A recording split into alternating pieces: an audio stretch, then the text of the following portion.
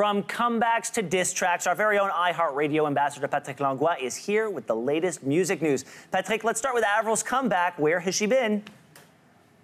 What a journey it's been for Avril Lavigne. Today marks the first time in 5 years that she'll be pushing a brand new single off of a new record, and not because she hasn't wanted to. After exploding onto the scene in 2002, Avril Lavigne sold 40 million albums. She released 5 CDs in 11 years, but it all came crashing down in 2014. She was riddled with headaches, fatigue, joint pain, and she couldn't figure out what was wrong. Doctors couldn't figure out what was wrong, and she finally realized that she had Lyme disease. Now, she's been very open about her fight with Lyme disease. She just started a foundation so that people could find out a bit more about the disease, and it has all inspired this brand new record. She is releasing a song today at 3 p.m. called Head Above Water. She says that it's a song she wrote in bed when she had accepted death. She says she thought her body was completely shutting down, that she was done and over with. She did not know what was wrong with her. So it's a very emotional song, a bit more of a ballad compared to the first singles that she's released in the past, but I think it marks her comeback, and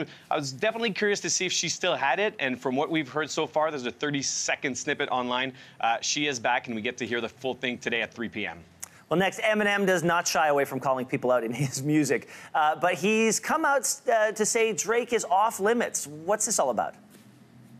So Eminem released a surprise album called Kamikaze 2 weeks ago, on which he doesn't hold back. He is dissing everyone who's called him out in the past few years, and no one is safe from Eminem's jabs. And there's one song where people thought he was taking aim at Drake. Now, if you know anything about rap beefs, you know that the one thing that Drake always gets accused of is using a ghostwriter. Now, Eminem has a song called Lucky You, on which he says, and pardon my flow, because I don't have any, where he says, I got a couple of mansions, still don't have any manners. You've got a couple of ghostwriters, but to these kids, it doesn't matter. People thought, well, this is obviously about Drake. Now, he's come out in an interview saying, no, it's not about Drake. Actually, Drake makes good music, and there's really nothing you can say about him, and he will always be in my good graces. Why? Well, because apparently Drake did something very special for one of Eminem's daughters, and so he says he will never have a target on his back. And I say this all the time to my kids, treat people the way you want to be treated, and you won't be in Eminem's disses.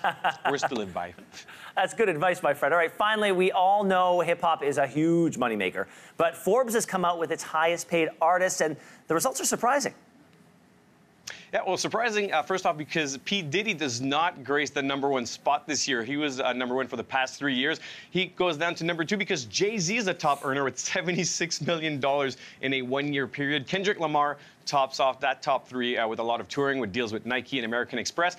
You're right, those numbers aren't surprising. Hip-hop is the most popular genre in North America. What is surprising is that you look at the top 20 and all of the hip-hop's biggest names come out, but there's one thing missing. Women. There's not a single girl in hip-hop's top earners. Nicki Minaj used to be one of the top earners. She didn't tour this year. Her album came out after the June to June tracking period, so she's not there. She should make a comeback next year, hopefully Cardi B as well. But there's a huge discrepancy between what women and men are making in the hip-hop world. #hip-hop so male.